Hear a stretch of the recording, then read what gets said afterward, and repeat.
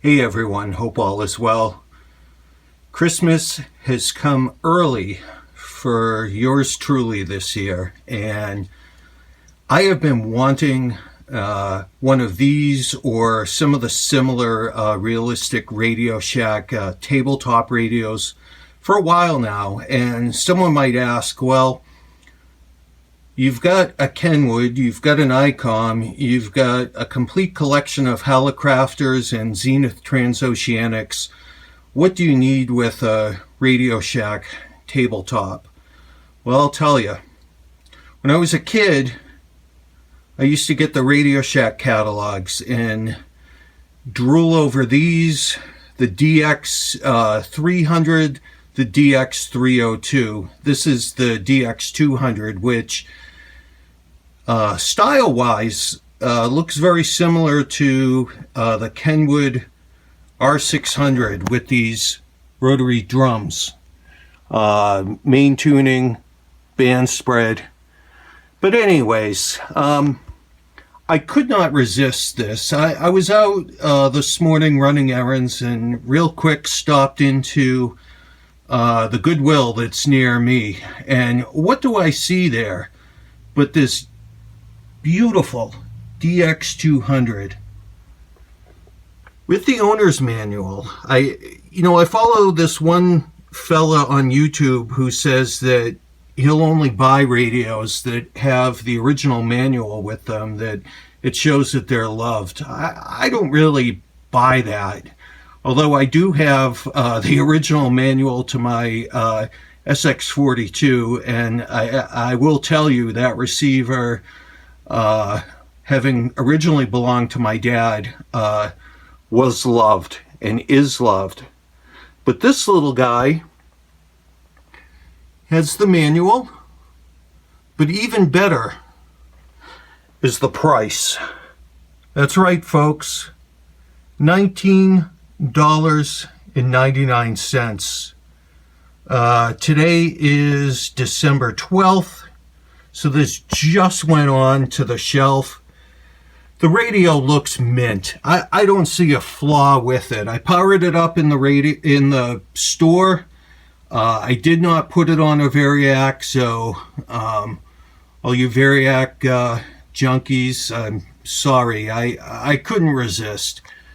But this is a classic old school analog tabletop shortwave radio, transistorized, has an antenna trimmer, automatic gain control, fast or slow, BFO pitch, your band switch for the AM bands. I think it's, long wave, medium wave, and then 3 shortwave bands covering 1.8 to 4.5, 4.5 to 13, and 13 to 30. Of course, it's all band spread it out, main tuning, band spread, RF gain, volume, your BFO single sideband CW, AM noise limiter, and a calibrator, which is kind of cool. You can, once you calibrate it, you can align the tuning with this little, you can change the location of the pointer. You see that works perfectly. We're going to clean this up and give it a spin. Yes, I am going to DX the controls, so I'm not going to show that on camera. DX it is nice stuff, but it is not restoration in a can.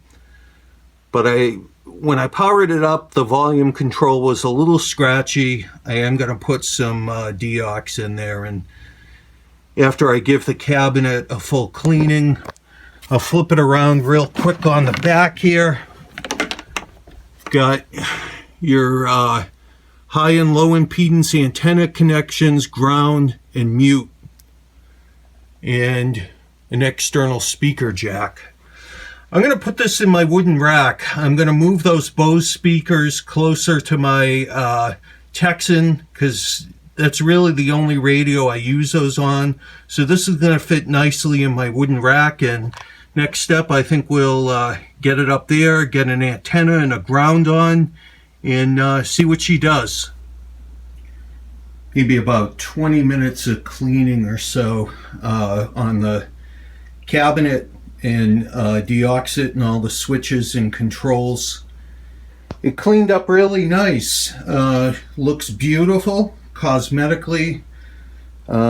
Fit into my wooden rack like a glove. Took the Bose speakers out, and this is set below my Super Radio and ICOM speaker, and above my ICOM 71A and Kenwood R2000. So, by the way, I might have mentioned in the last clip, this was the same Goodwill that I got the Kenwood at for $60. So that Kenwood has been a fantastic radio, and let's hope this realistic is the same, because for $19 you can't go wrong. So let's see if we can fire this guy up and see if we can make some sound. Can't even pronounce his name, and he's god-awful.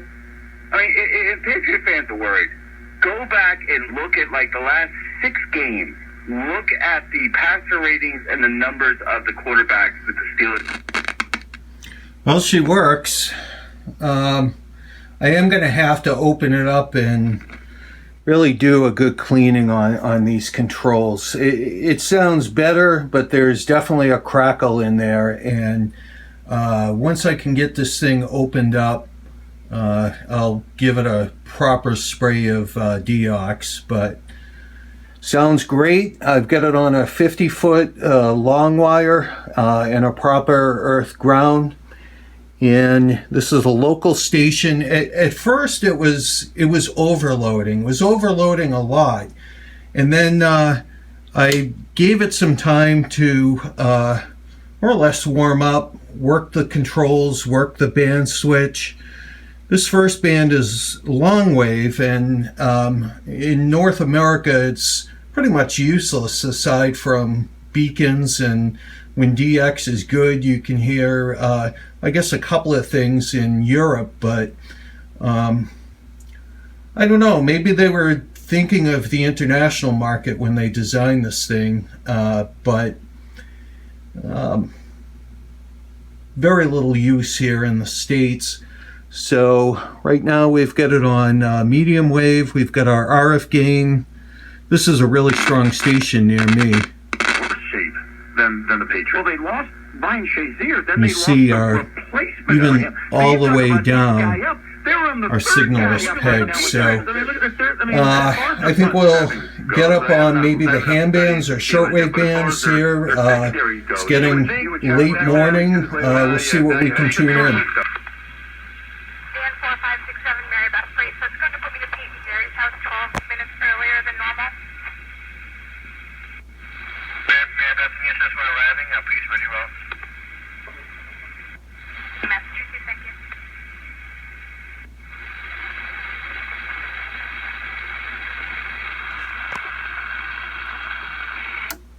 I think that was the Citizens Band, which, yeah, I had no idea that band was, that anyone was even still talking on 27 megahertz, but good test. Looks like our upper bands work, and this thing is really going to need a good cleaning internal. Maybe I'll yank it apart sometime today and clean all those controls the proper way, but she works. You know, I think for an entry-level kind of radio, this was probably a really popular one back in the day. They definitely cut some corners. They made it look really nice. I'll tell you, these things in the Radio Shack catalog, they look gorgeous. And, you know, I think that's why a lot of people bought maybe this, the DX-300, the DX-302.